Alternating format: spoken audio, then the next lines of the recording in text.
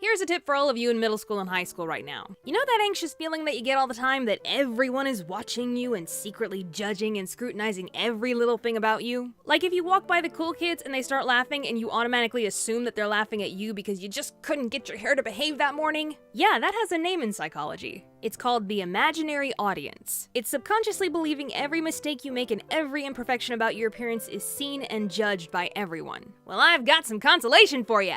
You ain't alone. Most everyone in your school is dealing with those thoughts. And that anxiety from person to person is going to be expressed in a plethora of different ways, including negative ways like bullying. Free your mind, man. The imaginary audience isn't real. The world is not what it seems. Wake up. The Matrix has you. So one of the hard facts about school, and about life in general, is dress codes. Yeah, it doesn't stop after high school, explainers. People are always telling you what to wear. In jobs, at restaurants, passing by on the street. I wouldn't be wearing shorts if I had your legs, sweetie. Oh yeah? Well, your judgment of others is a manifestation of your crippling disappointment in how your life is turning out. Sweetie. When I was but a middle schooler, I went to a private preparatory school that made us wear uniforms. I don't know why I said that in a British accent. They cared very much what color your socks were, and if your skirt was below the knees. 1 inch too high and that would be anarchy, I tell you! That's something that I remember the girls at that school complained a lot about, is that their skirts were just too long. They're so long I can't think straight! Free the knee! Look, I'm all for personal expression, but that school didn't let us wear leggings in the winter under our skirts unless it was below freezing. So if you want even less protection from the elements, then go right ahead. I'll be over here in the thermal tent that I wear around my waist. I'm not gonna say that uniforms are an inherently bad thing. Some people like not having to think about what they wear in the morning. But I am not one of those people. I mean, I can't even decide on one outfit to stick my animated self with. Just look at this cartoon wardrobe.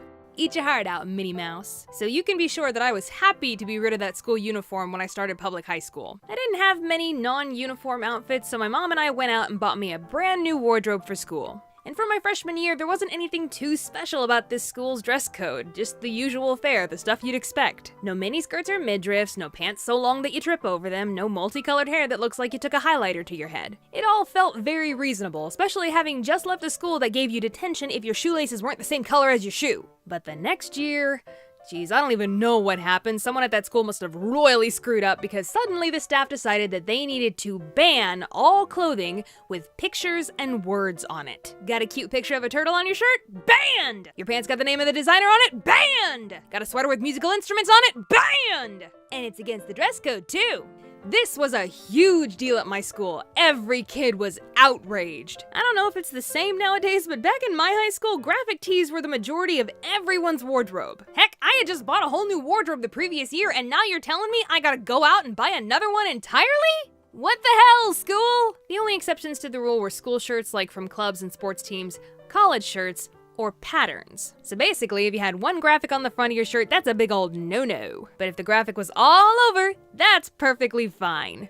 Yes, makes sense. Good call, staff. All this meant was I wore a lot of black theater club shirts, to the point where people were mistaking me for being goth. But there was one shirt I had that was my personal rebellion against the tyranny. On a trip to Disney World, I'd found a Grumpy shirt that legitimately looked like a college debate team shirt. Grumpy State Debate Team. We're right, you're wrong, debate over. My, Disney merchandise designers, aren't you a talented bunch? Thanks for aiding the rebellion. That shirt looks so much like a real college shirt that I wore to school dozens of times, and not once did a teacher or staff member decide to look a little bit closer at it. I'm so bad. That wasn't the only time that I bent the dress code rules. When it came to backpacks, we had to have mesh or clear plastic so the adults could see what we were carrying. Gotta make sure no one's bringing any questionable items into school.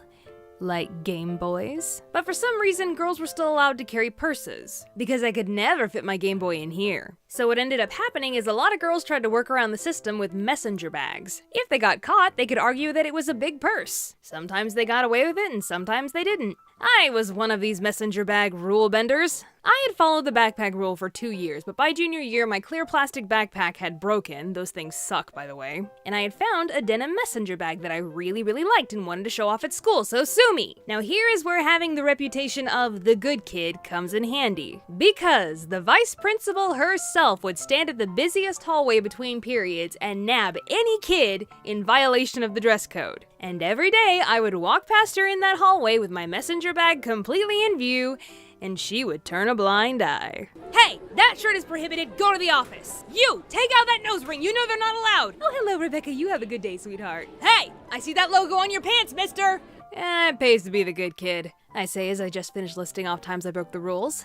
College is better. College is pretty chill. I don't even know what the dress code was at my animation school. We all just wore hoodies because the computer labs were freezing. Well, we did have these little things called full faculty critiques where you presented your progress to a room full of ex-Pixar, DreamWorks, and Disney artists, so yeah, you were gently encouraged to clean up for those. Maybe wear the good sweatpants. These days, I am lucky because I could wear whatever I want for this job.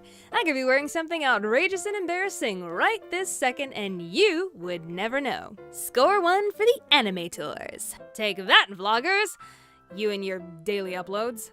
Now one last thing from Editor Becca here, sorry if it sounds like I have a cold, it's because I do. If you remember way back in 2018, I said this: I wanna be a ghost story! And a lot of you seem to share that sentiment, so the Creator Inc. guys and I made it a t-shirt. And hey, we made it glow in the dark for good measure.